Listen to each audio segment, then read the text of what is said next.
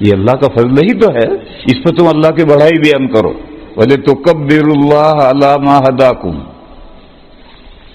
نبی پاک صلی اللہ علیہ وسلم نے اس آیت کریمہ میں سے عید کی نماز میں تکبیریں بڑھائی.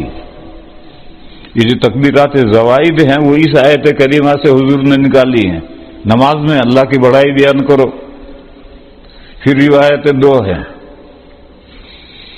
ایک روایت میں 6 تکبیریں ہیں، پہلی رکعت میں 3، دوسری رکعت میں 3، اور ایک رکعت میں 12 تکبیریں ہیں، پہلی رکعت میں 7، دوسری رکعت میں 5، اور دونوں حدیثیں ضعیف ہیں. یہ بھی ضعیف ہے، یہ بھی ضعیف ہے. پھر فقہا میں اختلاف ہوا. حنفیہ نے 6 تکبیروں والی روایت لی، اس لیے کہ جب یہ تکبیرات زوائد ہیں تو زوائد جتنے کم سے کم ہوں وہ بہتر ہے. اور ائمہ ثلاثہ 3 اماموں نے 12 تکبیروں والی روایت لی کہ یہ نماز کا زیور ہے اور دلہن کو جتنا زیادہ زیور لاد دو اتنا اچھا ہے.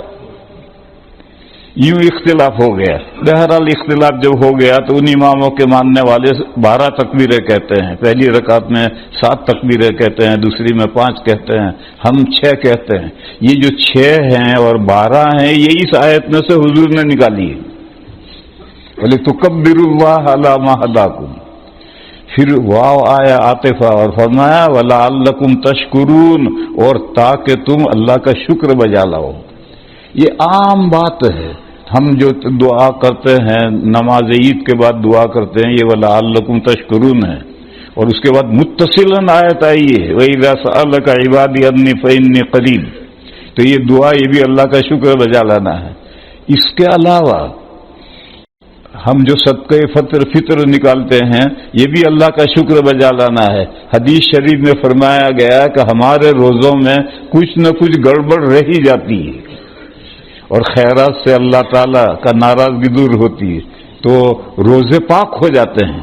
کہ صدقہ فطر ادا کرنا ہے نماز سے پہلے تاکہ ہمارے روزے پاک ہوں اور پھر اس کے بعد ہم آ کر کے دوگانا پڑھیں. اب اس میں لوگوں کا مزاج ہے کہ چھوٹی چیز پسند نہیں، لمبی کرو. یہ لوگوں کا مزاج ہے. اگر دعا 2 لفظوں میں کرو تو لوگوں کو پسند نہیں. 1 گھنٹے کی دعا کرو تب مزہ ہے لوگوں کو، اگرچہ سمجھا کچھ نہیں. میرے حضرت شیخ مولانا زکریا صاحب قدس سرہ فرمایا کرتے تھے مجھے دعا کرنا آتا ہے، کرانا نہیں آتا. تو یہ دعا کرنا یہ بھی اللہ کا شکر بجا لانا ہے، اور صدقۃ الفطر ادا کرنا یہ بھی اللہ کا شکر بجا لانا ہے.